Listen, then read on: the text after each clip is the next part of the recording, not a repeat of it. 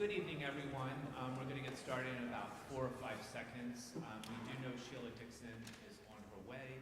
We've got a few of the candidates here. I did get a message from Nick Mosby that he would be running late. So we'll just try and hang in there for a few more seconds. If not, we're going to go ahead and get started.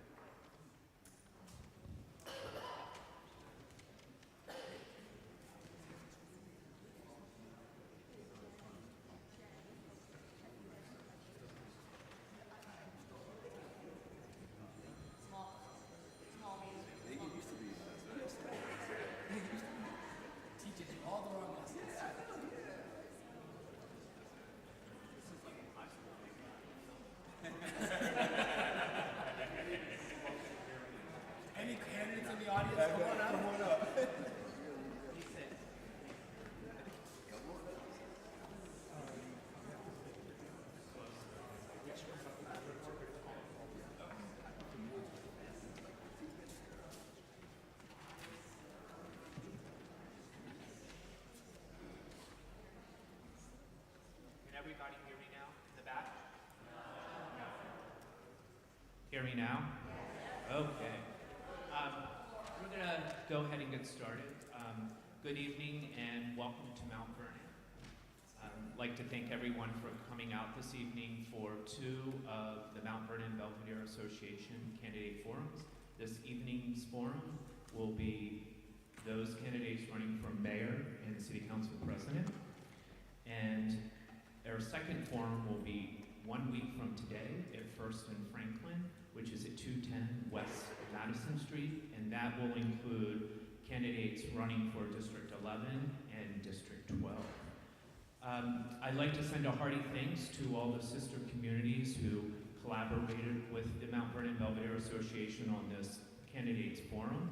They include Bolton Hill, Charles North, Greenmount West, Rebuild Johnson Square, Madison Park, Seton Hill, and then in addition to the communities, we teamed up with Charles Street Development and also partnered with the Midtown Community Benefits District, who is providing security for this evening. A big thanks goes to Paula Fernandez, Vice President of the Mount Vernon Belvedere Association, who really spearheaded and led this endeavor, along with the dedicated group of about 10 volunteers. We would also like to thank those exceptional candidates who have chosen to run for office and lead our city. And then we also like to thank Tom Hall from WYPR, who's ubiquitous to the Baltimore landscape. And then just a few housekeeping rules. First and foremost, the forum is being recorded. This forum is a forum, not a debate. And to all the candidates, Mary Ann here is the best timer in Baltimore City, so she's going to keep you on track, keep the forum on track. And then each of the candidates will have a 2-minute introduction and a 2-minute closing statement. All candidates will be asked the same question and have 2 minutes to respond. This is the time to mute your digital and mobile devices. Very important, restrooms are in the back to the left. And please note, early voting begins May 2nd, runs through May 9th. Election day is Tuesday, May 15th. Polls open 7 a.m. and close at 8 p.m. Please do not forget to vote. Again, thank you for joining us and to the candidates for seeking leadership of our beloved city.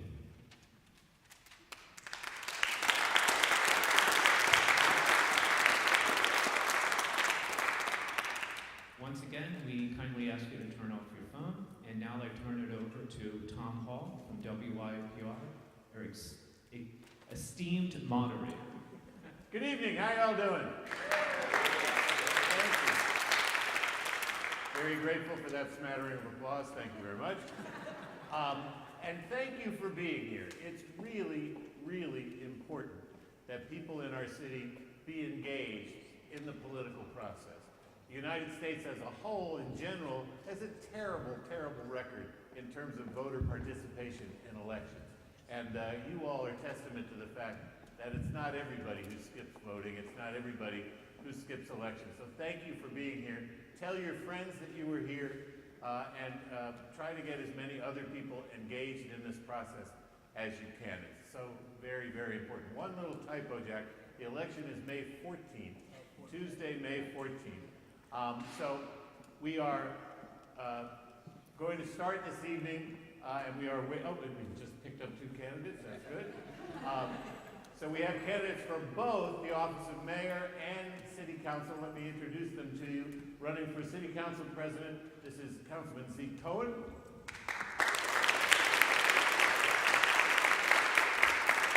Running for mayor, this is Bob Wallace.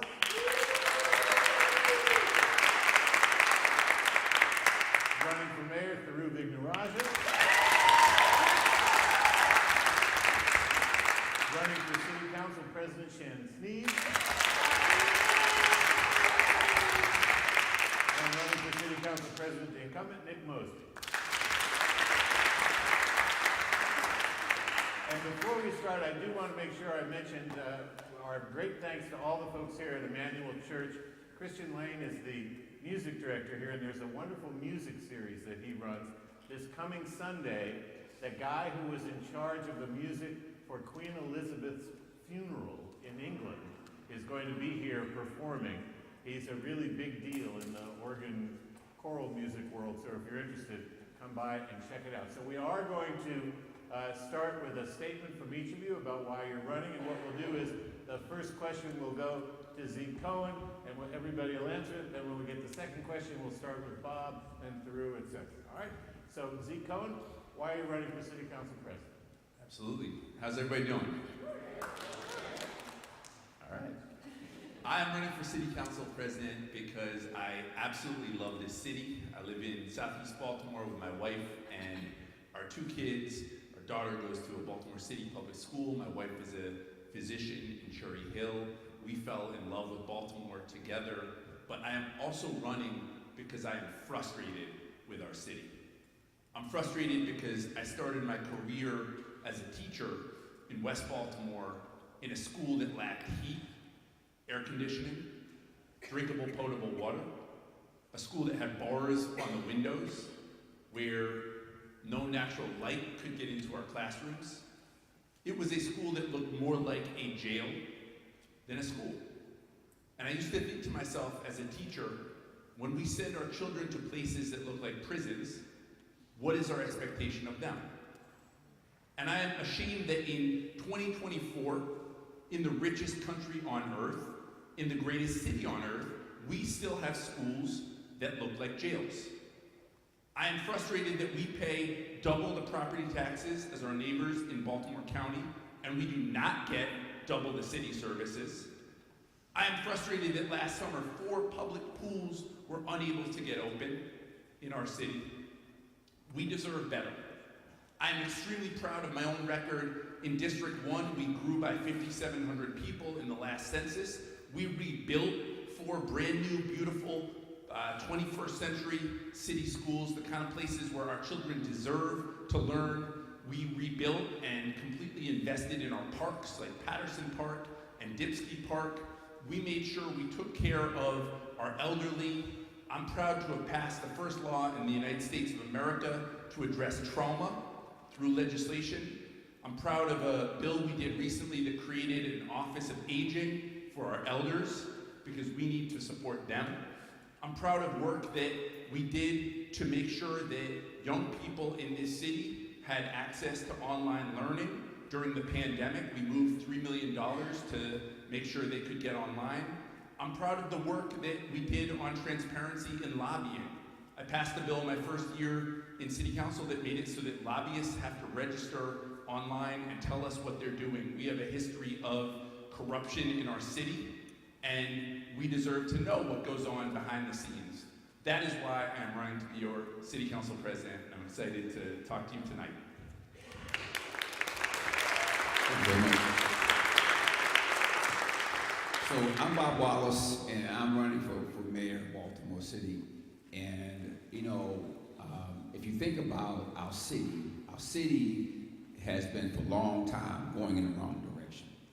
And I don't care what metrics you look at, right, in our city. If you look at the declining population, if you look at the lack of performance in our school system, if our kids can't read and can't write. If you look at the violence in the city, you look at the crime, you look at we've been ranked one of the dirtiest cities in America. whatever metric you look at, you would conclude, as I have, that we're going in the wrong direction as a city. And so the question that you would, a person would ask themselves is why? Why in a city that was at one time one of the greatest cities in this country and maybe in the world, why in a nation that is the most powerful nation in this world, why are we facing these issues? And when I talk to people about that, they give me, we have various, reasons possibly, right? But the one reason that always bubbles up to the top in that discussion is leadership. It's leadership. And so when you ask me, why am I running for mayor of Baltimore City, it's because for years, I have supported political leaders in this city for a long, long time. I've written checks and fundraisers for our leaders, and I've just have been disappointed time after time after time. And so the question becomes, what do you do about that? Do you complain? Do you just, throw darts at a wall? No, you get in and you say, let me see what I can do. Let me see if I can make a difference here in this dynamic. So Bob Wallace, and man, we can't see those numbers, by the way.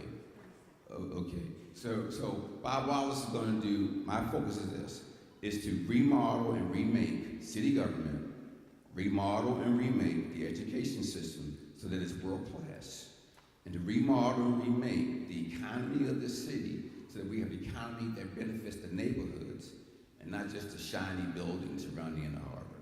So hopefully we can have more conversations about that later this evening. Thank you.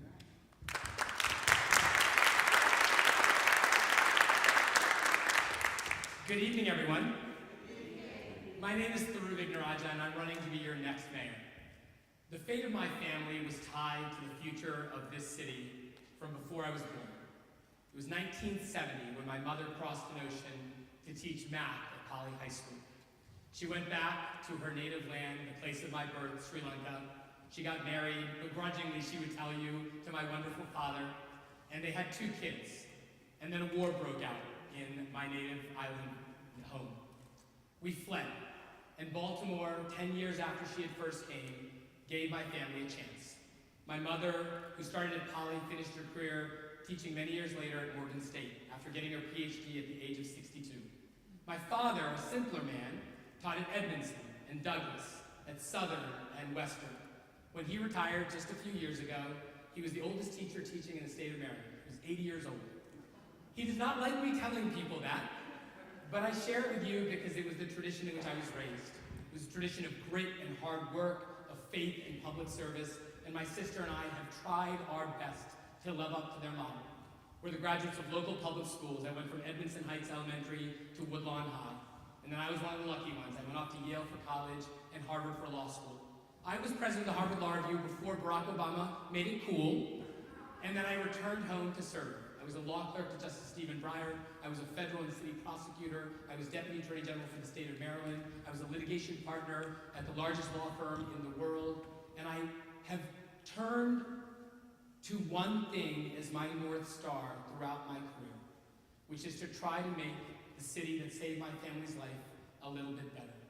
I'm running for mayor because I don't know that there's another city in this great nation that has a bigger distance between where we are and where we could be. We have a deep water port, the westernmost deep water port on the eastern seaboard, the subject of the globe's compassion these past few weeks.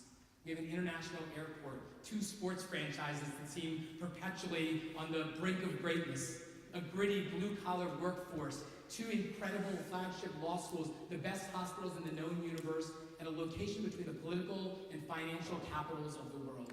We have assets that we ought to be exploiting, and we have nevertheless found a way to squander them. Tonight, I'm going to talk to you about how we turn that around. Thank you so much.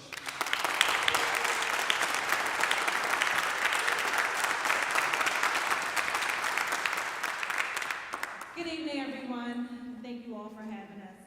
I'm Shannon Sneed. I am a candidate for City Council President. I am here tonight to introduce myself, to tell you all about me, and to answer your questions. I am a daughter of a single-parent mother who raised 3 daughters on her own. My father died in a car crash my oldest sister had a hole in her heart, and she ended up passing away. My mother's grief, because my father passing and her daughter passing, let me tell you, it never stopped my mother from making sure that we never missed a day of school, that she attended work every single day, and she did her best to raise us. Listen, I went to the University of Maryland Eastern Shore, I graduated, and then I went to Morgan for my master's degree, but I ended up in Baltimore not because I ever wanted to run for politics. I ended up in Baltimore because my first job out of college was Fox 45. Now don't hold it against me for some reason. But that's where I started. And I got there because they offered me an opportunity. I didn't know anyone in Baltimore, I didn't have a place to live, and I was refusing to ask my mother for a dime after she put me through 4 years of college. I was determined to stay in my car if I had to, because I knew if I just made it to Baltimore, if I just made it here, I knew I had the opportunity to change my life, and it has done that. I've done everything that the village has asked me to do, to go to school, get a good education, and to give back to my community. That's exactly what my husband and I have been doing. As a former councilwoman, I represented East Baltimore. Before I even had my daughter, baby Ray, as some of you may know, or council baby, as others may call her, I was in my community, serving at Banner neighborhoods, and my husband being the coach of the basketball team right in the community. Those are the things that makes a difference in our community. I used to work for U.S. Senator Chris Van Hollen when I left the council. I've also been for Big Brothers Big Sisters, but I've always been a part of our community. Here's the thing.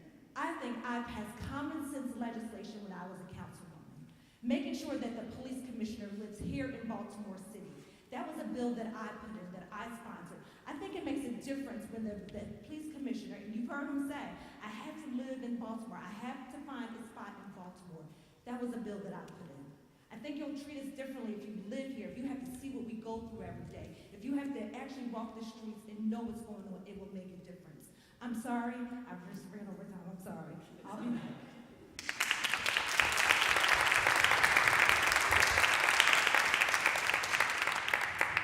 Good evening, everyone. I'm Nick Mosby, and I'm running for re-election as your city council president.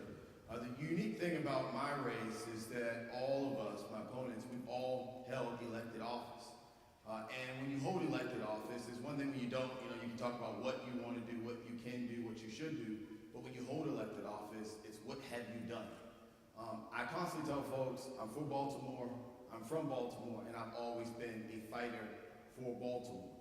So I don't have to sit here and talk about that I taught in the West Baltimore School for 1 year to tell you the conditions of city schools. Because I went through city schools, and Baltimore city schools failed me until I was in the 9th grade at Powell. Now, I saw teachers like my opponent come into my school once a year and leave the next year after maybe it was too tough, maybe it was things that they wanted to move on for, but they weren't there for me. They weren't there for me as a student. They weren't there for my mother as a parent. They weren't there for the committed teachers that stayed there on a yearly basis to pour into us. When we talk about the public transit system, I saw it fail my mother. I saw her wake up every single day, 4:30, 5 o'clock, to teach 2 buses to go to work, to put food on our table. I saw in the streets where it failed my friends or my family members when they got caught up in situations that no child should be caught up in. See, this election is about a compare and contrast. It's about the experience, it's about the effort, it's about the grit, it's about the know-how. And as your city council president, during the midst of a tremendous amount of controversy in my personal life, I've showed up every single day and done my job. And been able to do it in ways that are historic legislative victories for the city of Baltimore. Like inclusionary housing. We finally have an inclusionary housing bill that we can all be proud of. Like local control of our police department since the Civil War. We finally have access to that. Like building out a team of subject matter experts to ensure that this new responsibility of the council cutting from the budget, but also being able to redirect the budget is done in a responsible way. We need an adult in City Hall as president of the City Council. That's exactly who I've been, and that's exactly who I'll continue to be as it relates to ensuring that we protect our city and grow our city in a responsible fashion. That's why I asked you to re-elect me as your City Council president. Again, my name is Nick Mosby. Thank you.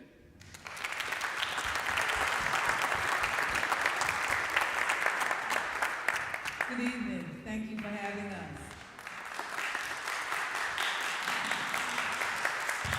Baltimore is a great city. I'm a former teacher. I'm a mother, soon to be a grandmother, by the first baby born on the city council, my daughter, Jasmine. We're excited about that. I'm a public servant. People ask me, why are you getting back into this? We have every ingredient to be successful in this city, but there's a disconnect. And I have never, ever seen city government so dysfunctional as it is now. Not just one agency, every agency. And when you know how city government operates, when you know how to manage city government, when you know when city workers should be back to work and they're not, and you talk to people across the city because they can't get anything done, because there's hardly anybody back to work, COVID is over, then we need an adult in the room. We need an adult who's going to move things in this city in a way that we haven't in the last 4 years. I don't want to stand here or be in the church or wherever 10 years from now, and we are talking about the same issues that we're talking about today. I'm a product of Baltimore City Public School, where I had 1,000 students who graduated from Northwestern High School, and everybody left Northwestern with a plan. Some went to college, some went to work, some went to the military, but people had a plan. Half of our kids come out of school today without a plan of action. Half of our kids come out who can't read. Students should not be passed on until they master the skill of math and reading. We can't move forward. And I don't have the support of the teachers union, which is fine, but we can't continue to do what we're doing.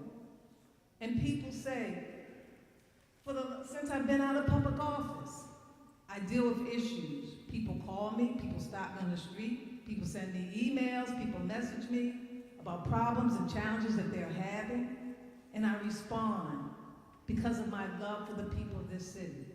Now, we're in the church, and even if we weren't in the church, I know I made a mistake, and I know there are a lot of people who don't trust me, and I know I need to be transparent and forthright. But when you make mistakes, you learn from those mistakes. And let me clear up something on my opening statement. No one controls me but the citizens and the people who elect me and the taxpayers of this city. No David Smith or anybody else controls me. People that contribute to my campaign, they do it because they believe in me. They do it because they believe in me. I don't own, nobody owes me, I've never been a rubber stamp or anything. You can look at my record, I'm standing here before you because I've always tried to be truthful and honest. But we cannot continue to move in the direction that we're moving. We can play with words, we can play politics. One thing that I learned, oh, it stopped? I'm sorry, thank you. Thank you, Linda.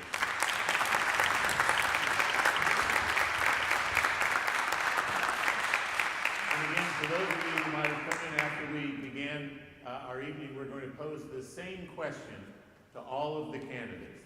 Each of you will have 2 minutes to respond, and Marianne here has cards. The yellow card means you have 30 seconds. The red card means you don't have any. All right, so pay attention to that if you wouldn't mind. So we'll start with Zeke Cohen. And the question, and by the way, all of the questions that I'll be posing to the candidates came from people in the neighborhoods. So they were collected online, and some were collected tonight as you came into the building. So we will try to get to as many of them as we are able to this evening. So these are questions from the people at the Mount Vernon Belvedere Association and the adjacent neighborhoods who are the sponsors of this evening's forum. So to Zeke Cohen, graffiti is the first question. It's an issue in Charles North and elsewhere. Do you have a plan for graffiti artists to express themselves while protecting the rights of private property owners? Yeah, great question. So one of our incredible assets in the city of Baltimore is that we have a vibrant arts community, whether it is the choral arts, whether it is center stage and our incredible theater scene, whether it is folks who are interested in painting, the Baltimore School for the Arts. We have some of the best artists, pound for pound, of any city in the United States of America right here in Baltimore. But when it comes to graffiti, we know that it does become a blight on our city. And I see it in my district. We have had hot spots that have popped up. And I think for me, as the city council president, our role, and what I think has really been profoundly lacking these last couple of years, is oversight over the city agencies. It is our job to make sure DPW, DOT, Rec and Park, all of the agencies are functioning, are working together, and are acting in tandem. And so when it comes to graffiti, I do think there is an opportunity to both channel the energy of the often young people that participate in it into something more productive and more positive, while at the same time making sure folks know you cannot tag a public building, you cannot tag a private building. It is inappropriate and it is illegal. I want to make sure that all of our city agencies are not only functioning, but are functioning at an extremely high level. Again, we pay double the property taxes as folks in the county. We should expect great city services. And when I see graffiti on 83, and it has been there, and I know folks have done the 311s, that is simply unacceptable. That is the piece that, as the city council president, I want to make sure we have coordinated agencies that are working in tandem to go knock it out. We need to improve response time on 311, and that is the type of oversight that I will bring as council president. Thank you, Tom. Thank you. And Bob Wallace, a plan for graffiti. Thank you very much. So over 20 years ago, I moved my two businesses. One business is in IT, Information Technology Services. The other business I own is an energy company that does large-scale solar energy projects. I moved those businesses from Columbia, Maryland to downtown Baltimore, right? So I did just the reverse what my advisors told me to do. Doing business in the city of Baltimore is one of the most difficult things you can imagine. And one of the areas that we have fought against is young people drawing graffiti on our buildings. And what does that do for me as a businessman? It means that when I bring clients to my business, right, they're uncomfortable visiting with us and doing business with us because of the image that it gives. And so what we have to do as a city, and this is across the board, we have to balance personal freedoms with what is best for the group, for the whole. And so anyone who feels they need to draw on buildings and structures, particularly ones they don't own, that's a problem. So it doesn't mean that you can't show your artistic skills and all that, but not on somebody's private property, not on a building. Folks, if we allow everyone in the city to do what they want to do, we have chaos. And this is what we have a lot today in the city, is chaos. Because some people feel they can do what they want to do. We cannot function as a city, nor as a society with that reality. So what do? Well, we use the resources of government that we do have in our school system and DPW to provide a pathway for young people to channel that energy, to channel how they can provide that service, how they can show their gift. That's okay. And I think that the two can coexist. I think we can do both and. We can allow the personal freedoms at the same time maintain order and control in the city. Thank you, Mr. Wallace. So this evening, I'm going to be the king of concrete answers. I want to tell you exactly what we're going to do to deal with graffiti, to deal with potholes, to deal with reports of illegal trash dumping, because they all have a common solution. It requires municipal services to be executed in a way that you can see and you can trust. So one of the things we're going to do, and this is not a joke, we're going to actually launch a graffiti, pothole, and trash tracker. When you go around town and you see a pothole that you don't like, or you see illegal dumping, or you see graffiti on a wall where it shouldn't be, you can take a photo of it. You can do that right now. And you can upload it to 311. Well, what we're going to do is take advantage of the fact that every one of your phones has a camera that will put a GPS geotag on that photo. And as soon as you do, on that pothole tracker or that graffiti tracker, a little green dot is going to appear. And next to it, if you click on it, you'll see a photo of the pothole or the piece of graffiti. But next to that is going to be a little clock that's going to start running. And after 3 days, that green dot is going to turn yellow. And after 7 more days, that yellow dot is going to turn red. Now let's be honest, I don't expect you all to be watching the graffiti tracker or the pothole tracker, but I want my team thinking that you are. I want them worrying that there's too many red dots suggesting the graffiti's not getting cleaned up, the potholes are not being filled, the trash is not being picked up. And one of the reasons for that is because right now, your 311 poles go into the abyss, and then after some random arbitrary period of time, it gets administratively closed out.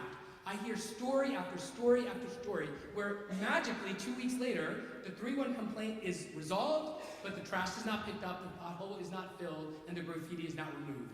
So what am I going to require? I'm going to require the person who fixes it to take a photo too, and to upload that as well. And so when you click on that resolve dot, you're going to see the graffiti no longer on the wall next to the graffiti that was once there. Those are the kinds of things that will make sure that these things get done, and to make sure that all of you guys know that it was done.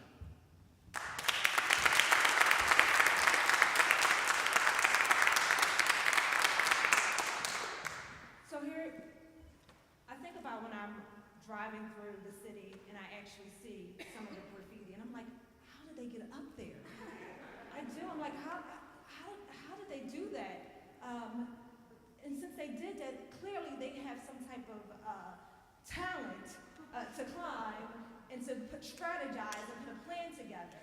I'm like, and now that we have cameras all over the place, I'm like, we need to contact them and bring them in, because you have a talent for something, and it is redirecting. But also, as a neighbor living in East Baltimore, someone used to tag dead zone in the number, and I hated it. And so I'm like, all over McAlvin Park, all over in East Baltimore, you would see it. And I'm like, we gotta see this. We're calling in 311, and it's not being removed. So first of all, we have to make sure there is money in the fund so we can remove this stuff for people like me who do not want to see dead zone in the number. And if you look in some areas, it's still there. So my plan would be to make sure that we're having hearings to find out how many of these are happening. And number two, making sure that we see that we remove them and find out what's taking so long if they're not being removed right away. But the funding has to be there. It has to be there for us to remove it. And then we have to make sure, I think, that we should bring some of those people, because I don't know if they're young or old, because I don't know who's doing it, but to bring them along to say, let me tell you what it cost us to do this. Let me explain to you where you can go. Like, let me explain to you what you can do working with other young people. But it should not be a dead zone. It should not be graffiti all over. And it has to be funded to remove it, because in certain parts it just makes our community look really bad. So that's what I would do.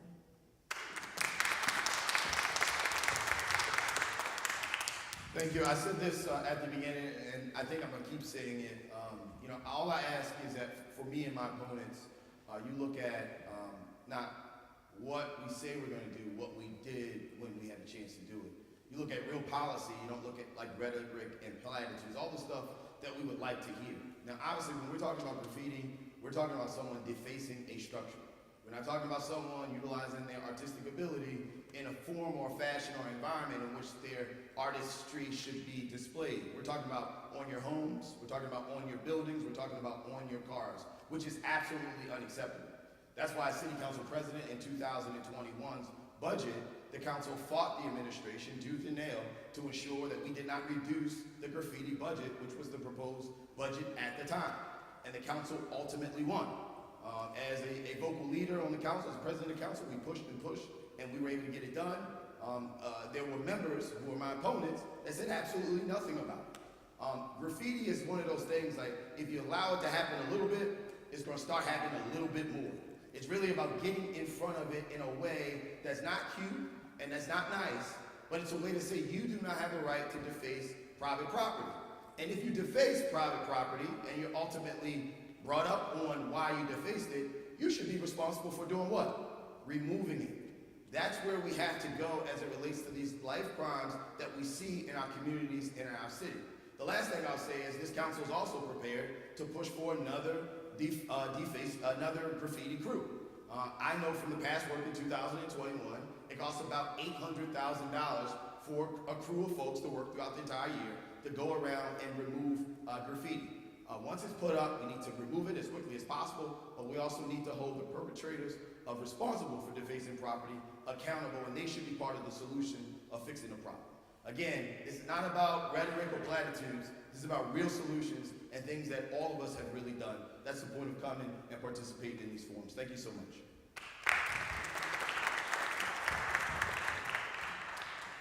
Nick stole, President Mosby stole some of my thoughts, but trash, graffiti, signs that are everywhere illegally, things that are posted on poles. This city is dirty and trashy, and people that know me and know my reputation, I hate it. And so I've been thinking about graffiti a lot, along with the illegal signs and the posters and all of that. And with graffiti, I'm gonna work with the art community. Someone mentioned, a person mentioned to me, or a group of individuals mentioned to me when I brought up at a meeting, that those who do the murals have some ideas about how to deal with the graffiti folks.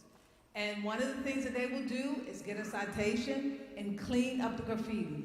Because when the city goes out to clean it up, if you look on 83, no offense, that's some half-butt work. The paint doesn't, I'm sorry, this is an issue, you shouldn't ask me this question, because I'm very frustrated, it's been on my mind, and it's gotten so bad. And unfortunately, you have people that are in public office, it doesn't matter what their position is, obviously don't drive around the city because they have to see what we see. And so, one, they're gonna get a citation, they're gonna get up there and paint it and get it cleaned off.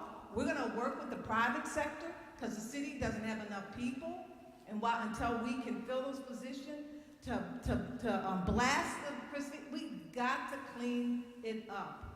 It has to. Not only in this area, because it is massive in this area, but now the disrespect is all over the city. And enough is enough. We've got to work with the media because the Banner did a story about R. Long, and so now there's a thing where R. Long, you've seen the graffiti where it says R. Long, now he has, or she has competition. Well, enough is enough. We need the media now to step up, because obviously they interviewed R. Long to identify those other individuals. You know, it might be a job for some of these graffiti individuals to pay them to clean it up, but believe me, in the first 6 months that I am in office, you're gonna see a huge difference in what goes on with getting rid of this graffiti in the city. Okay, thank you, Megan. This next question concerns State Center. We'll start with Bob Wallace. If you become mayor, or if you're the president of the city council, how will you move the State Center redevelopment forward, ensuring transparency and good public procurement process? For those of you who don't know, State Center is just up the street at the corner of Utah and Martin Luther King Boulevard. And you'll be the first to answer. We'll go around this way. Absolutely. So part of what we need to do in Baltimore City, I talked to you about building the economies in neighborhoods. The way we build economies in neighborhoods is we identify these big public works kinds of projects, like State Center, like the Red Line. Why? Because what they do, they provide us the engine and the opportunity to create the jobs that are going to be necessary to do these various projects. Obviously, the State Center will cost capital and maybe a public-private partnership. So as mayor, I'm going to work with the governor in terms of assuring that the funding is there on the state level and in the federal level to show that that project gets done. That is the kind of project that we need in order to rebuild our neighborhoods. For too long, we haven't made our investment in the inner harbor and around the water. We build these shiny buildings, right? But the people in the neighborhoods don't benefit. There's no jobs created, there's no wealth created, there's no opportunities for our small minority and women-owned businesses to participate. That has to change. So the state project, the state building project, that's a big project. It is what I would call a public works kind of project. And that's the kind of project that we're going to focus on to bring to Baltimore so we can rebuild our neighborhoods. And my plan is to invest at least $1 billion into neighborhoods using these public-private partnerships and these big Marshall Plan level kind of deals so that we can use our small businesses, we can use our kids in our schools who are in the various trades, and we can use them to build these projects.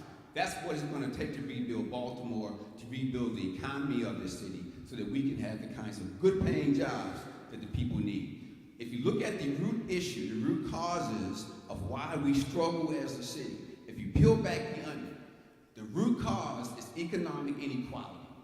It is economic inequality. 2/3 of our people struggle every day to make ends meet. And until we fix that problem, we will not be a great city. And so what we can use, these kinds of projects, those are the engines that allow us, if we're intentional and the right leadership and the right planning, that we can create the jobs and the economic engine that the city is meant to have. Thank you.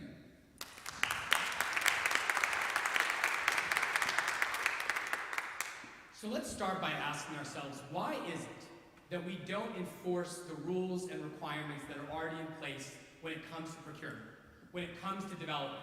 Why do we allow certain developers to hold on to valueless property and do nothing with it? Why do we allow people that have a much higher bid to win something in a procurement process that is supposed to go to one of the most competitive bidders? The answer is because this city, unfortunately, has had a pay-to-play culture for decades. Not for a couple of years, not for a couple of months, but for decades.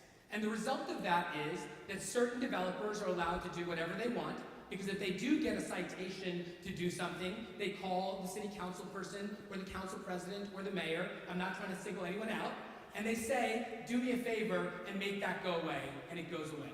Do me a favor and make sure that my bid is selected because I was a donor to your campaign, and voila, that person gets that bid. And if anybody disputes that, go to the Inspector General's website and spend 10 minutes going down report after report after report of procurement fraud, of inefficiency, of developers who don't get citations and follow them, and so on and so forth. So what am I going to do? Well, first of all, we are the first campaign in Maryland history to adopt and use public financing. We will not take money from PACs or corporations or lobbyists or big businesses. We are not beholden to any of them. It's the first time it's been available in Baltimore, and we're the first campaign in Maryland history to qualify. We raised over $750,000. $1 has not come from a donor or a mega donor, or a developer or a PAC or a corporation. The second thing that we have done as one of our pledges is to ensure that we will never allow a donor to a candidate to be a procurement winner. You don't supposed to get contracts from Baltimore City when you've donated to the people that make the decisions on the Board of Estimates. There are many cities that forbid it. We don't even ask you to be transparent about it, and the few folks that do break the rules over and over again. We're going to make these developers actually do what they were pledged to do, which is to actually develop these properties, not hold them for as long as they possibly want.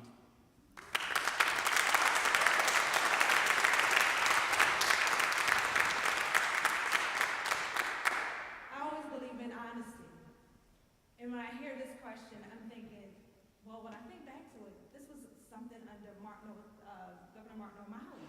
Then I'm like, Governor Hogan also was a part of this project. I'm like, this is a state issue, but we know that people work there that live right in our community.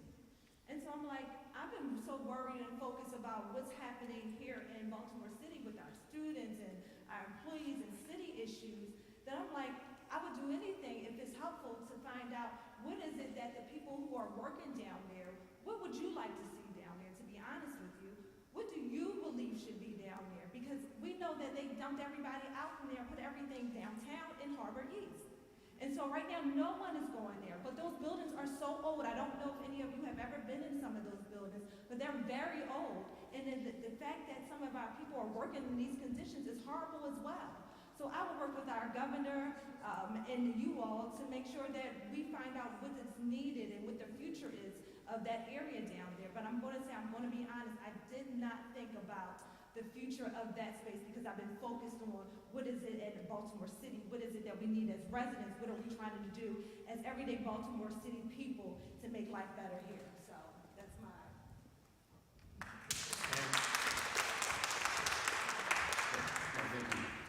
Again, I hate to be a redundant, a broken record, but compare and contrast. As state delegate, in the 40th district, I fought against the administration, Governor Larry Hogan, not to pull back on the deal associated with State Center because I knew how much that meant, particularly to Central West Baltimore, that had that development right there on the doorstep of all the amazing houses and community in Bolton Hill and Madison Park.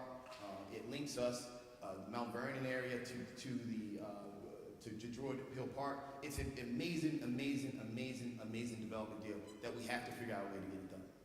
I stand here as a person that walked the halls of Annapolis, worked in Annapolis, and have the most support out of any of my opponents in Annapolis, as it relates to state senators, as it relates to state delegates. So having relationships in Annapolis really do matter here. That's how I was able to save the Preakness here in the city of Baltimore. Again, not talking about rhetoric or platitudes, but talking about real legislation and policy. My opponents support something called project labor agreements. And with these project labor agreements will make projects like this much more difficult to happen here in the city of Baltimore, particularly in a responsible way where we're able to hire Baltimore City residents and our local and our small and our minority and our women-owned companies can participate in these projects.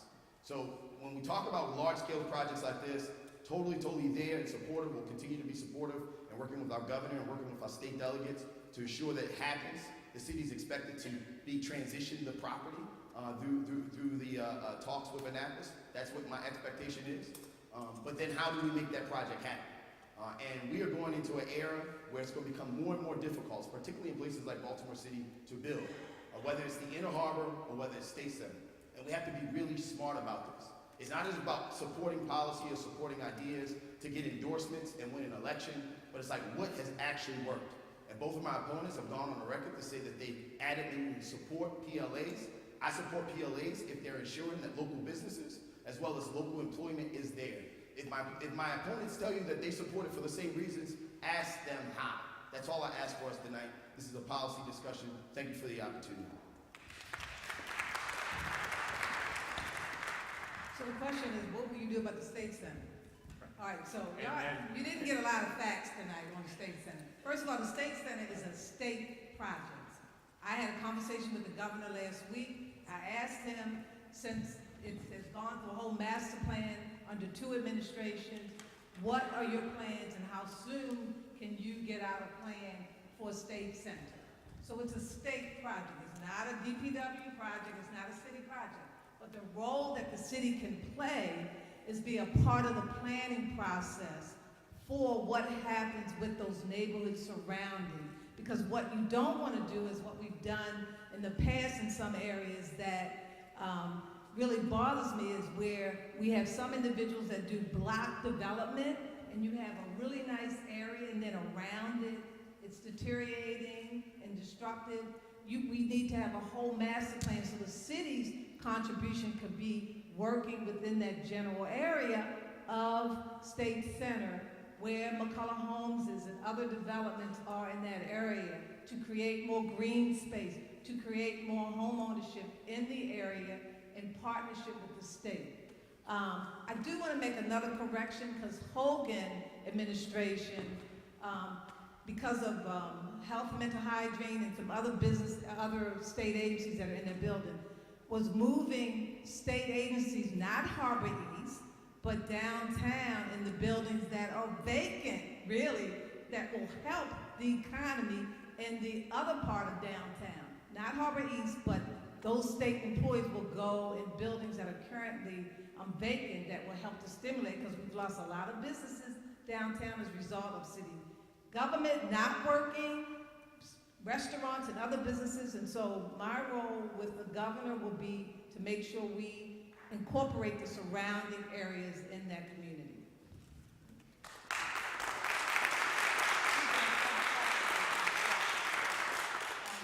So, I think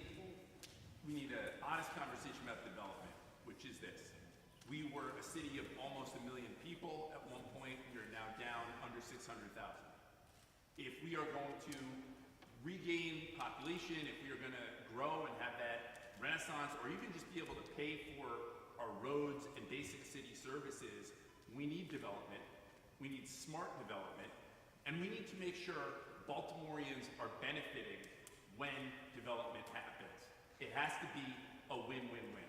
I'll talk about my district briefly, and I see a few of my constituents in here. I'm really proud that in the last census, we grew by 5,700 people. And we did not just grow along the water, although that is true as well. We also grew across from Bayview Hospital, where we completely rebuilt what was the old Pemphill plant, which is now a thriving mixed-use place with a gym, a grocery store, housing. We completely rebuilt most of O'Donnell Heights, which was decrepit, falling apart, World War II housing that had no business being around, with mold and mildew, falling apart. I'm proud to say we transformed it into Keys Point. We did that through partnership. We did that by a complex capital stack with local, state, federal, philanthropic dollars all working together, and an affordable housing developer. And it changes people's lives. Finally, when it comes to these development deals, we have to make sure we are putting Baltimoreans to work. Too many of our young people are graduating from high school without a career plan, without an opportunity to go into the building trades, to assume part of this new economy. We know that AI is already here, the robots are already here, so we need to make sure that our young people in this city are competitive for the jobs, not just of today, but for the future. And so that's why with any development project that gets any kind of subsidy, we need to make sure there is a mandate for local hire requirements. Thank you. So this next question will start with Thiru Vignarajah. People will make decisions to live in Baltimore or to leave Baltimore for a number of reasons. Many cite three. They cite public safety, education, and the tax rate. This question has to do with education. What is your plan to invest resources in the public school system, and would you be in favor of keeping Dr. Santelises as the CEO of the public school system? And we should say we're not quite sure Dr. Santelises wants to stay as head of the school system. That's unclear at this point. Look, I'll start with the last part, because I don't believe that leaders should fire people from the campaign trail. I would like to have a long conversation with Dr. Santelises. I have respected her from a distance, but there are a lot of things that are quite broken about our school system, and we're going to have a long conversation about that. But let me again talk to you about the things that we can do as a city to try to transform our schools. Let's be honest, it is not just our population overall that is declining, it is our school public enrollment that is declining as well. A city of 990,000 people in the 1950s is down to 565,000 people. Since the mid-1980s to the present, we have lost 25% of our population, and that includes in our public schools. But here's what's really interesting. That removal of people is not even. Actually, the affluent white neighborhoods in Baltimore have grown. It is the black butterfly that has lost population, and it is those schools that have lost the largest population. And they lose them at two predictable points, right before elementary school and right before high school. So two of the things that I'm going to do, among many on the schools, because there's no issue that I care more deeply about than this one, is number one, to guarantee universal pre-K for every 3- and 4-year-old with door-to-door transit. We're going to pick up the kids and bring them to school and drop them off. And if any of you want to know why we can absolutely afford that and why we must pay for that, stick around, because there are very simple answers for that. Number two, we're going to guarantee free college and trade schools for every graduate in a Baltimore City public school at any institution in the state of Maryland. You go to Dunbar or Douglas, City or Poly, and you get into Lincoln Tech or Towson or UMBC or Hopkins, we're going to make sure that finances are not a barrier. What am I selling? I am selling to the families that are thinking about leaving for the suburbs or leaving for private schools an opportunity to stick around, an opportunity to get free daycare for the 3- and 4-year-olds so the mom and dad can get back to work, an opportunity to stick around the high school system so that they're not tempted to move out or send their kids to private schools. Those are two of the many things that we're going to do to transform our public school system forever.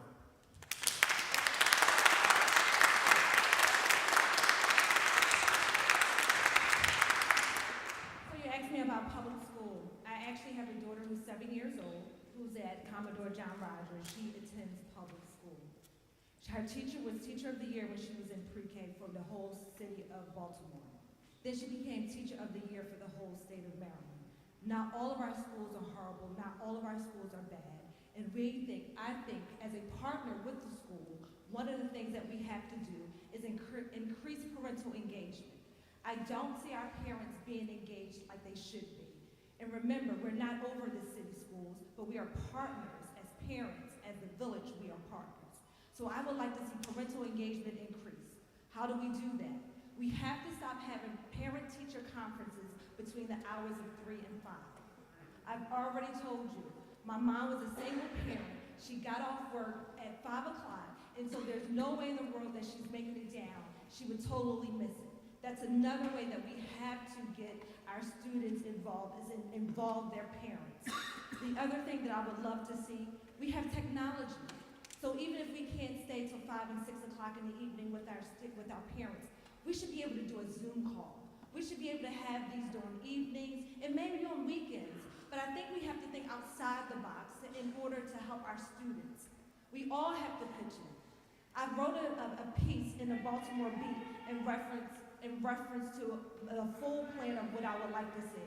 And so I say that please go to the Beat and find out. I talk about making sure that that we have what we've known as job hubs all over the city. It would be nice if we had education hubs, so parents can actually have a place so they can get parenting classes. We can make sure that our students, we talk about 0 to 5 years old, have daycare so parents can actually get to work and get the resources that they need. I'm thinking of having these hubs where actually the whole child, the whole family gets exactly what they need. Please go to the Baltimore Week to find out more about what I want to do.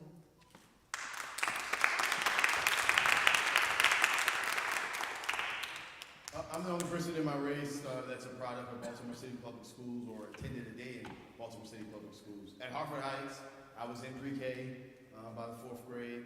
At Yorkwood Elementary School, I saw my classmates struggle to learn how to read in the 3rd and 4th grade. At Chinquapin, it was a place where we were behind the bars and the facility was absolutely horrible, and we had revolving teachers that came into our school once a year and left the next year like my opponent. And at Poly is where I struggled. Because the Baltimore City Public School education just passed me on and passed me along until I had to deal with a real rigor of the educational environment, and I struggled at Poly and ultimately was able to blossom and become the electrical engineer that I wanted to become. Again, this election is about compare and contrast, and you look at the work that I've done, serving in Annapolis on Ways and Means Committee, passing out the blueprint bill, a $4 billion, very aggressive bill over the course of 10 years in public schools. It works. And the reason it works is we're seeing it right now in the city of Baltimore. We're seeing that our young folks, when they're tested, are outpacing the rest of the state. The first time in decades that we've seen that here in the city of Baltimore. But we're also seeing very troubling trends. We're seeing our young folks, our first, our second, our third graders, coming to school less and less. And we have a first, second, and third grader that's missing 20, 30, 40% of school. You're creating a major problem on the back end.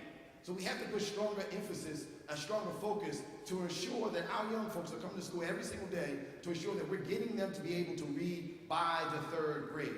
Because the stronger the foundation, the better the end goal will be as it relates to success. We also need to connect the dots, ensuring that our young folks are being tested and evaluated in a way to put them in the right tracks on pathways for success for the future. We know the jobs that are coming in the city of Baltimore. Why not start aligning and exposing them to those jobs today? We also know where our dropout pipelines are coming from, ensuring that we put additional services from the absenteeism and wraparound programs to our young folks. This is what Kerwin, the blueprint, is allowing us to do. It's about being very strategic, it's about being very honest, and it's about getting to a problem. The last thing I'll say, particularly our juveniles who are in the juvenile justice system, if you're wearing ankle monitoring and you're being home monitored, you should be in school. The reality that we have that disconnect between the city and the state is completely unconscionable. It's something that I've been talking about, something I will continue to talk about to the Secretary. Thank you. Can you repeat the question? The question is about What to do with schools? the school system and Dr. Sandalisa's future and what the mayor can do to improve public education. So as relates to Dr. Sandalisa, I would have a conversation with her in reference to what I feel her role, if she decided she wanted to stay, we would have to have a conversation. I'm not gonna say I would fire her today or keep her. We would have to sit down and discuss what is the condition of the schools, our philosophy. It's a whole host of things. Baltimore City is the third highest per pupil in the country. Baltimore City has more money today than ever in our school system. The mayor appoints 7 of the 9 school board members. The mayor appoints 7 of the 9 school board members. And how many of you know who the school board members are in Baltimore City? I can name the school board members in Baltimore County because they're vocal, they're active. Something is wrong there. The school board is the board of directors who's supposed to be running the school system, and that's not happening. I was involved when the city ran the schools as a city council person, as city council president, and as mayor. Even though it was a separate entity, I was integrally involved in the school system. Bill Ferguson came to me as a teacher. No one answered his letter but Mayor Dixon, and he wanted to do an internship. I sent him to the school system and we created school stats. I subscribe to community schools. I believe that you look at a school and you look at the needs of the school, and then you begin to partner with the private sector and our foundations and nonprofits to bring those areas of need, mental health and other services in the school, because teachers need to teach. And we need to have that support service. I will expand those community schools within Baltimore City.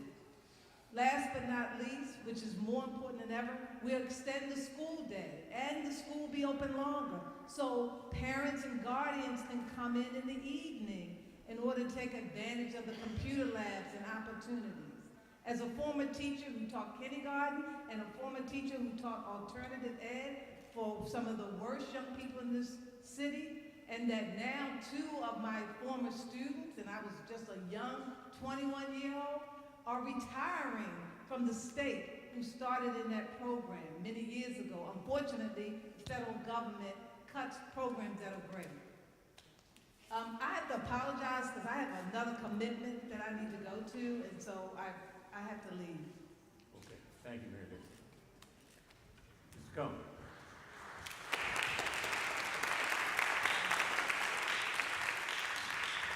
All right. So I want to just start by correcting a little bit of misinformation, which is that I actually spent 9 years of my career working with young people. Incredibly proud of work we did. I brought students to New Orleans, my first year teaching. We started a books and basketball team in Curtis Bay, got young people involved in the political process. And I always say, do not bet against Baltimore's young people because they will consistently show up. Also really proud to say I have been supported by the Baltimore Teachers Union because I support teachers, I support educators, I support parents, and I support our young people. And here's where my frustration lies. I am tired of politicians pointing the finger and saying that Baltimore City public schools are somebody else's problem. I'm tired of seeing mayors do it. I'm tired of seeing city council presidents do it. I'm tired of folks in Annapolis, wherever. Guess what? These are all our schools. These are all our kids. And the days of saying that Baltimore City public schools are someone else's problem, when I become council president, those days are over. We are going to take full responsibility and accountability for our school system and for the outcomes with our children. I agree with Theroux. We got to start with universal pre-kindergarten, starting at age 3. I also agree that every single child, when they graduate from a Baltimore City school, needs either a college or career plan. It is simply unacceptable to continue to graduate our children into poverty. We have done that for generation after generation. It must stop. And I am proud to say that I work closely with the building trades. I work closely with industry to make sure that when our young people graduate from a city school, they don't have to go to a four-year college. That's not for everybody.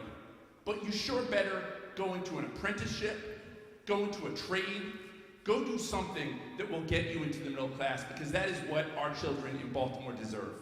Thank you. See, this is what politicians do when the conversation gets complicated. They walk out. And how many times have you seen that happen? How long are we going to accept that kind of behavior? How long are we going to be disrespected like that? That has to end. There's nobody more important than you. And so I want you to think about that. But I want to do an education issue. Let me give you some perspective. I have spent almost 10 years on the Board of Regents for the University System of Maryland. For those who don't know what that is, we oversee all 12 universities in the state. We control their budget. We hire their presidents. We do that. And I have seen consistently that the city of Baltimore, of all 24 jurisdictions, consistently our children cannot compete. And we have to create special programs to accommodate their deficiencies. How long will the state, you think, continue to pay that bill?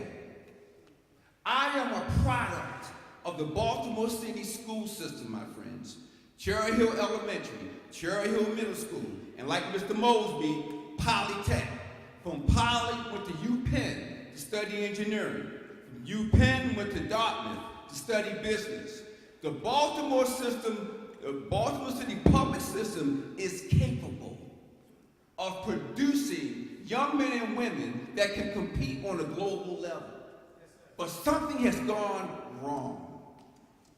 Let me tell you what I think has gone wrong and what I want to change. Number one, let me be clear. I am going to the extent that I can, I'm going to ask the current CEO to step down. Let me be really clear on that. I have seen enough data, I have seen enough anecdotal information. That has to change. Secondly, the board has to change. Beyond that, we're looking at the curriculum, a curriculum that needs to be audited to determine if it matches the needs of the emerging economy. I'm listening to you. I'm an entrepreneur. I have created hundreds of jobs. I know the skill set that we look for to hire young people. And guess what? We are not getting it from the Baltimore school system. So the curriculum has to change, and it has to have multiple tracks. College, the tech field, carpentry, and those kinds of things. We're looking at even creating a track for entrepreneurs. And Thurut talked about pre-K education. What we're going to do in our program is provide every kindergarten student a bank account. All right. And we're going to put money into that account. And my time is up. Thank you, sir.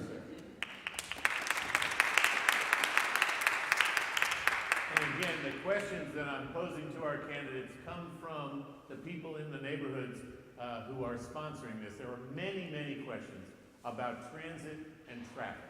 So I want to ask about calming traffic. How do you best calm traffic? Speed cameras, making a speed limit of 25 miles an hour in neighborhoods like here in Mount Vernon. A city's car charger network to encourage electric cars. What are the things that you can do to address the traffic challenges in the neighborhood? So I am a one-car family. I do a lot of walking in our community, getting on the bus, riding the subway. My car on Fayette Street has been hit from people actually speeding down Fayette Street. We live on Madison now in West Baltimore, and people still fly through Madison Street. It's scary to see when you have kids playing out front, because we've seen the cars that will hit your steps. It's that close. And so what I would love to see, what they've done in many neighborhoods, is we have some speed bumps, and so that helps a lot. But we know that we can't put them on all the streets of Baltimore City. We need enforcement because some people just fly through the lights as well. The other part I would love to see is making sure that we have the walkable, I'm sorry, I lost my train of thought. Making sure that we actually have lights in other areas because I believe that still lights are helpful when we're trying to cross the street. I know that we tried to do the bus lanes and slowing down traffic to make it one way going each way. That's helpful as well. I think we're on the right track where we have a whole plan, complete streets, that I supported as a councilwoman that helps with all of this. So I would say that that's where we start. We go back to the plan. Thank you. So I constantly talk about it, I believe I talked about it today, but growing up in Northeast Baltimore, grew up in a house with 3 bedrooms, 6 women, tell folks all the time. Shared a bedroom with my mother and my sister. I slept on the top bunk. My older sister slept on the bottom bunk. And I watched my mother wake up every single day to catch 2 buses or 3 buses to go to Woodlawn to put food on our table and Social Security. I would also be a little boy that would wait on that bus stop after school. I'd walk home from Chicken Pen, wait on the bus stop, knowing that my mother's bus arrived at a certain time and waiting for 30 minutes or 40 minutes or 50 minutes or an hour because that bus was late. And a lot of times I walk to the pool because, that's how I got that affection. I say that story because mass transit is so critically important. Many of us have the luxury of kind of jumping in our car or deciding to take mass transit when we want to, but many folks in the city of Baltimore do not. And what we know through empirical data and through studies is that mass transit is the #1 indicator of someone's ability for upward mobility of escaping poverty. So mass transit has to be a primary focus of all of us because it helps our city. When young folks, when families are able to have access to upward mobility, that just creates better communities and creates better outcomes for the citizens of Baltimore City. So Red Line is critically important, and I'm glad we have someone in Annapolis and a delegation in Annapolis that's willing to fight and continue to push for it. The last thing I'll say is about transit, and a lot of times we hear this debate of bike lanes and complete streets. See, the thing is, we can't get caught up on the rhetoric of what the philosophy of something is. It's really about its implementation, right? So the reality is, I'm a biker. I love biking all throughout the city of Baltimore. Not seeing if you guys will see me. So I am supportive of our bike infrastructure. But it's also a way that we grow our bike infrastructure and we grow complete streets in a responsible way that has the primary variable at the table, and that's the community. Ensuring that we have community involvement, ensuring that we factor in things like public safety, ensuring that we're not creating additional headaches, additional traffic, additional safety and public concerns for our communities. And you cannot do that in closed doors. And many times in public office, in government, we see these agencies trying to implement something, but just not doing it in an effective and efficient manner. And that is the issue with complete streets today. Let's not throw the baby out with the bathwater, but let's do it the right way for the citizens. So let me just say, it should not take you 6 months to get a speed hump in your neighborhood. And I'm looking at my friend Brian Sweeney over here in Highlandtown. We have banged our head against the wall for years and years and years to get basic traffic calming in our community. It simply should not be that hard. We all share a goal of having streets that are walkable, bikeable, where cars can move, but not at a speed where we're endangering human life. It simply should not be this hard. And when we look at grown-up cities across the country, they are able to both create traffic patterns that make sense, but also in residential neighborhoods have common sense traffic calming solutions like speed humps, like red light cameras, like the little bump outs. We just need to be back to basics on a lot of this stuff. We need to make sure the Department of Transportation is going out and communicating with neighborhoods and being realistic, right? If you can't do something, tell us why. If you can do it, then great. And if not, let's compromise and let's figure out a plan. I think it is absolutely critical that we have better mass transit. We have some of the worst public transportation of any comparably sized city in the country. It is an enormous detriment to us. when our former governor killed the Red Line, that was a huge blow to the city of Baltimore.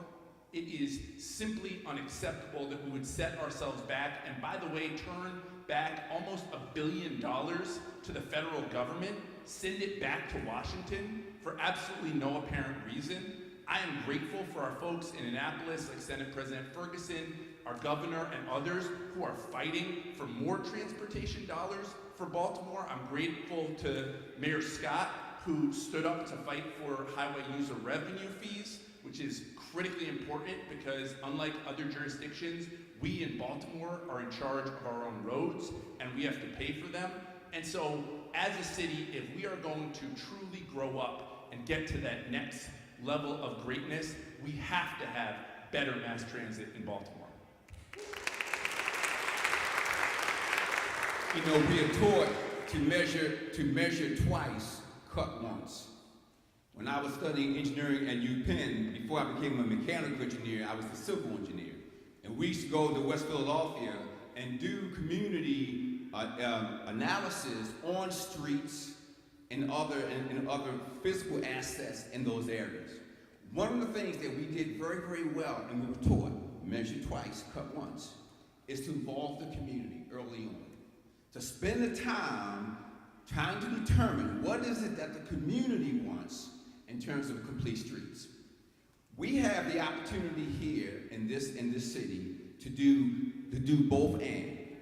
That is, we can meet all the needs of the people, right? Whether it's cycling or walking or a light rail, buses, whatever it is, we have the ability and know-how to do just that. My plan as mayor, though, is to use what I call the village center, the village approach. And what we're going to do as Mayor Wallace, we're going to organize the city into villages. And the villages will have common characteristics.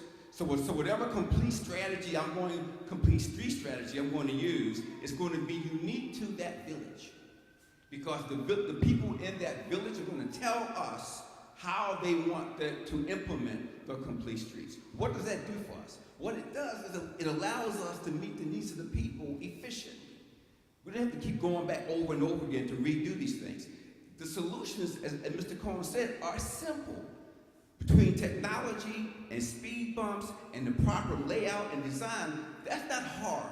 What has been difficult is getting people to come to a consensus as to how we do that. And I think that's what we have to focus on to make that problem go away.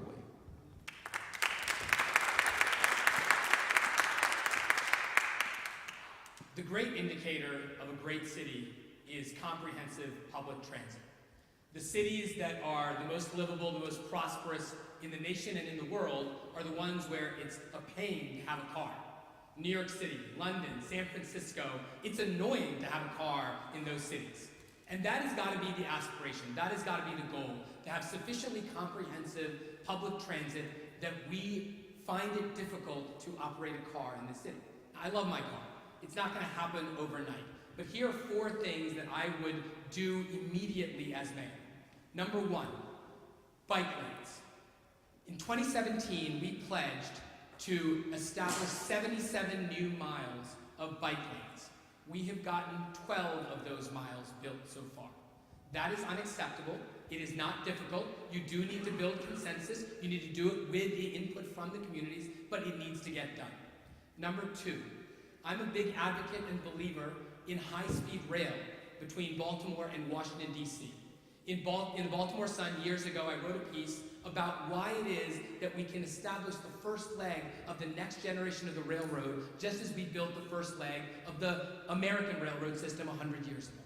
The third thing that I would do is establish comprehensive and dramatically expanded water ferries. The water is one of the most beautiful assets of Baltimore.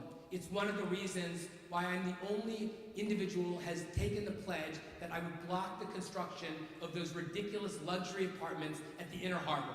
I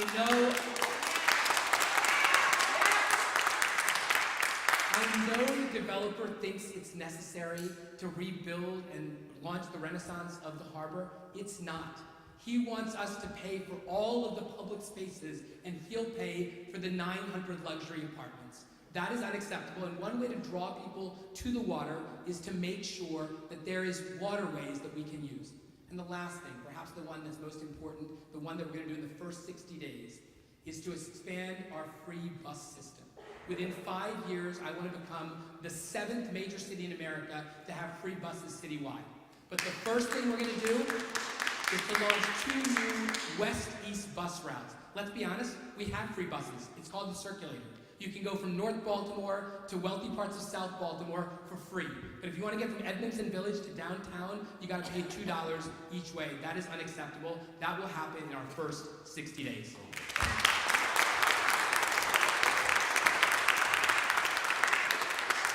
We did start a little late. We are going to go just a little late now. We have one more opportunity for each of you to address our audience and our video audience. And I would only suggest that a number of the questions that we got from folks in the audience who put them in online and on paper had to do with efficiency of government and personal integrity.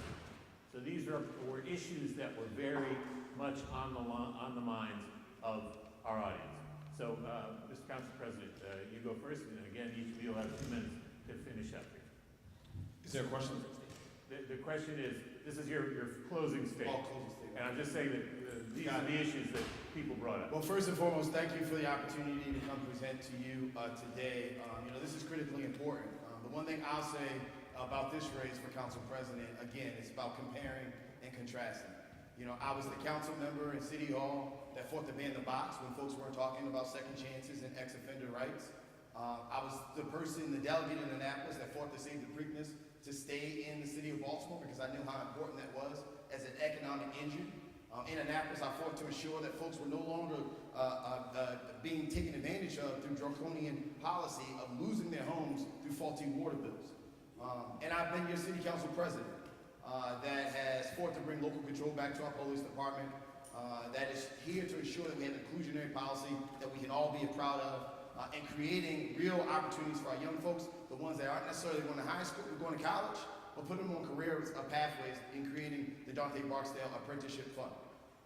Again, my record, when you compare it to the collective records of my opponents, their records pales in comparison. And there's no secret that I have not had to do that in the midst of a tremendous amount of adversity for my family and challenges for my family. But every single day, the little boy from Northeast Baltimore showed up to work and did his job as city council president. And what I'm telling you is I'm from Baltimore, I've always been for Baltimore, and I'm going to continue to fight for Baltimore.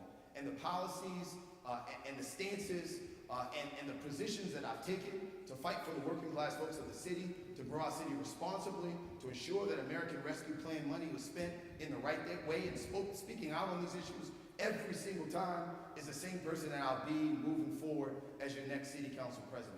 I absolutely love the job of serving the city of Baltimore. I know how much it's poured into me, but more importantly, I know how much it can pour into the hundreds and thousands of young folks in East and West Baltimore who should have the same exact opportunities that I had to go on and become an electrical engineer and come back and support this city. So thank you for the awesome ability of serving as your city council president. Thank you for this awesome ability to speak to you today, and thank you for your civic engagement. Have a great night.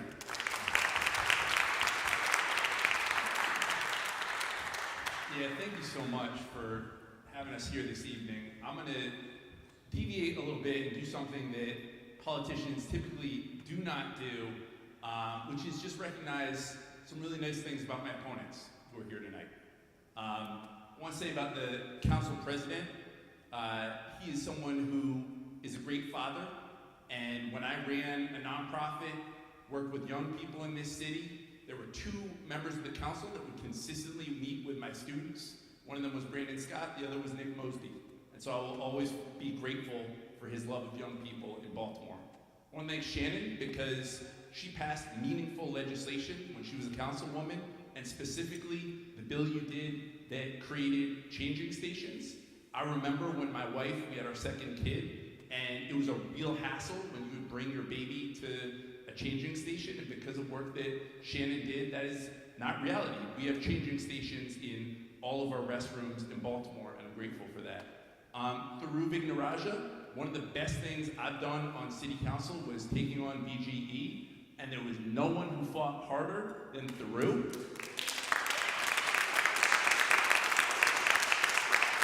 Really proud of the work we did to push back on the external regulators.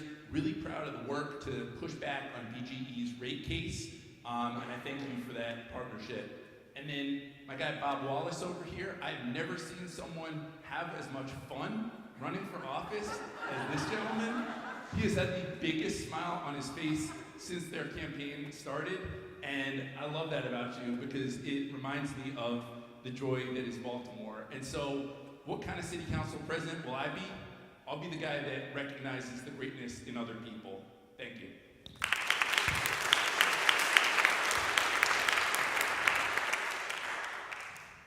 Many years ago, in the 1990s, I think, in the 80s, starting in the 80s, my company, my IT company, we started supporting Mayor Smoke, and then we have technically supported every mayor in this city since Kurt Smoke.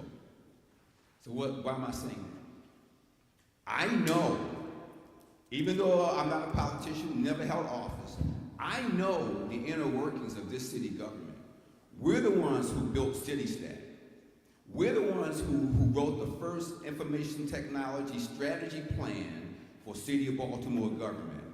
We're the ones that were responsible for the City of Baltimore hiring its first CIO.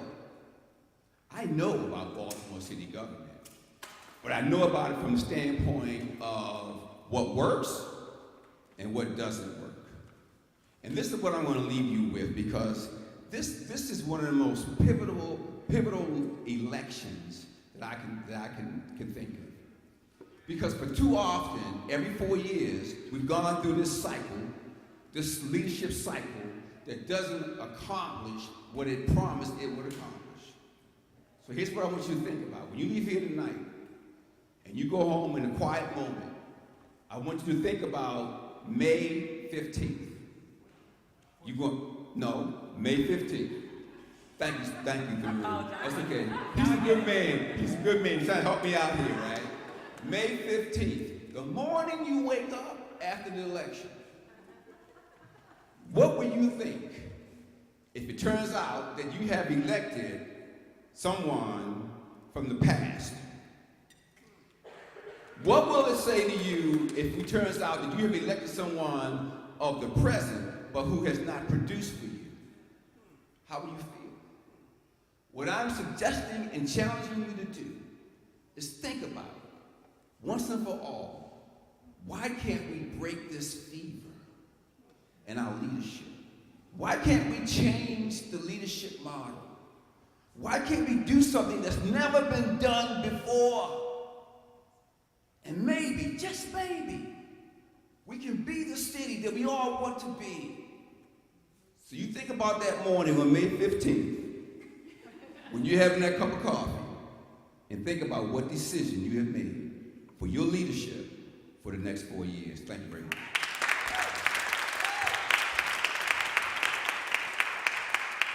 That's what I get for a Yale guy trying to correct a UPenn guy. I apologize. That was hubris. I should have known he knew where I was going. Look, I appreciate all of you being here. And I do want to start by pointing out that there's a reason why certain folks don't come and don't stick around at these forums. And it's because they know that the advantage of incumbency is real. The folks in this room love this city as much as us. And you're here because you believe in the future of this city.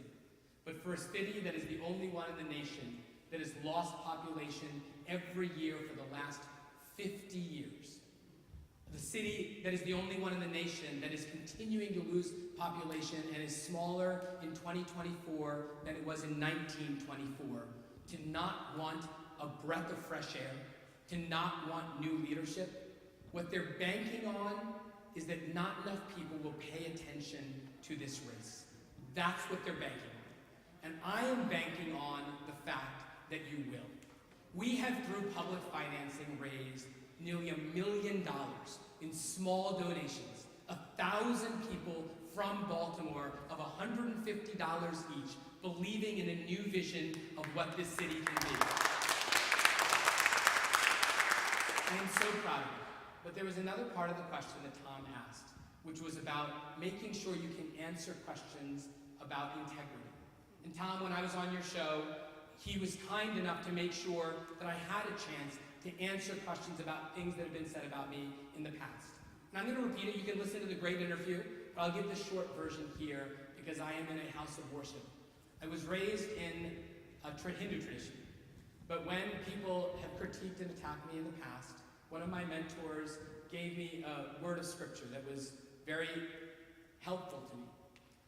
It said, "In crushing misfortune, be patient, for in fire gold is tested, and worthy men in the crucible of humiliation." I have gone through it. All of us decide to run for office knowing that we will put our faces in the buzzsaw of politics. And we're here still because we love this city, because we believe in this city. I have grown a lot. If I had more than the red sign shows, I would tell you about it. But I'm so proud of who I have become through professional development, through personal counseling, through becoming a little older and a little wiser, not realizing that you don't know everything in your 30s, Amen. to not knowing that all of us have to take a journey. I'm proud of mine. I don't think my work here is done. I've devoted my life to Baltimore City and to public service, and God willing, you will allow me to continue that great journey by being your next mayor. Thank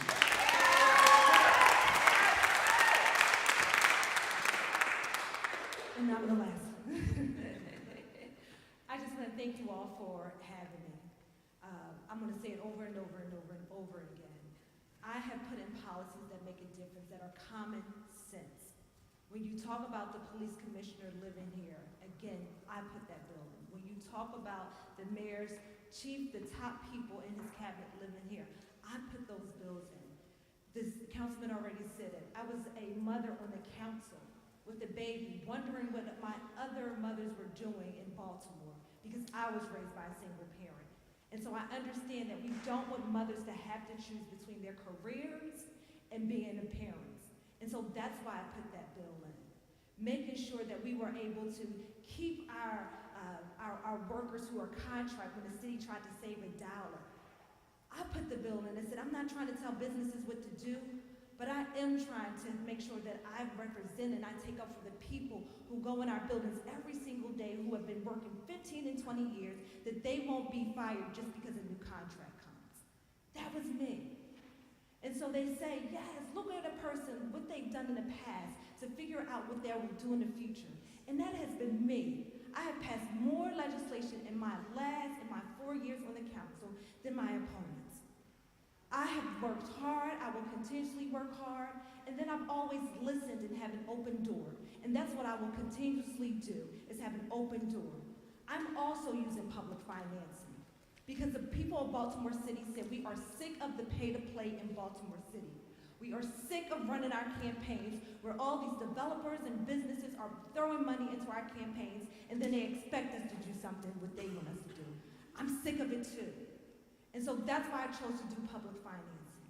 And so I'm asking you, I may have not said every single thing great, but believe me, I have a heart to serve. And I'm on the front of the line every day thinking how I can make Baltimore better. In all these years, I have not given up on Baltimore. I have worked every single day, sent my daughter, my precious Jill, to Baltimore City School because I understand what it makes a difference when we actually put our money where our mouth is. To find out more information about me, I'm asking you to go to shannonsneed4baltimore.com.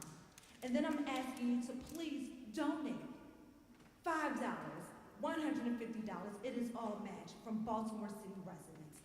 And stick around and ask me questions, any more questions that you may have. Thank you for having me, and good night, everyone.